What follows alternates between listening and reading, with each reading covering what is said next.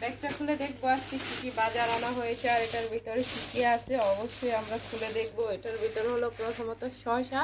শসা অনেক কাজে লাগে আর শসা কিন্তু সবসময় খাওয়া যায়। আর এটার ভিতরে আর কি আছে দেখবো। এটার ভিতরে লিমিটেড সাবান আছে, দেখতে পাচ্ছি যে অনেকগুলো সাবান। আর এইগুলো মনে করো যে আমরা সপ্তাহে 2-3টা লাগে, তো সেই জন্য এই সাবান নিয়ে আসলো। তো নিয়ে আসলো জিরা, এই যে দেখতে পাচ্ছ।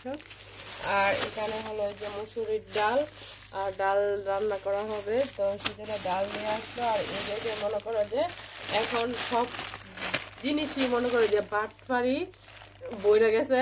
আর এই নুডলসটা যে সময় আগে 1 কেজি থাকতো তখন কিন্তু আরো বড় ছিল প্যাকেট, আরো অনেক বেশি থাকতো। আর এখন দেখো 1 কেজি প্যাকেট, এই যে কতটুকু পরিমাণে মানে নুডলস নাই। এরপরে ওজনের চাইতেও কিন্তু একদম কম।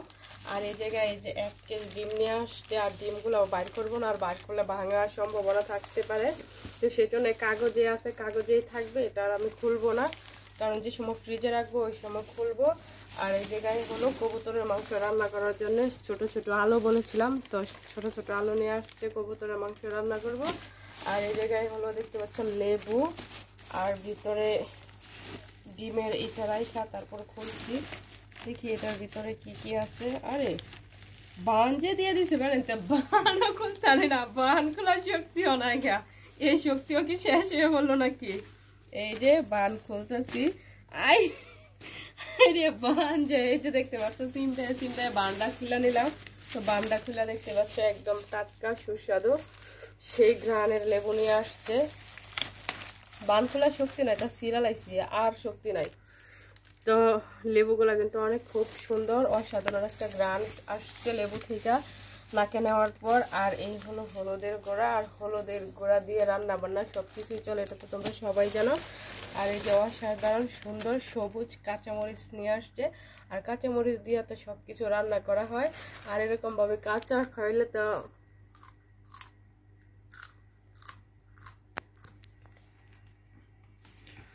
ডিমের কাগজটা খুলে রেখেছি, তো ডিমগুলো ফ্রিজে রাখবো। ফ্রিজে রাখার জন্য কাগজগুলো খুলে নিলাম, তো কাগজগুলো খুলে ফ্রিজে মেলাইতেছি।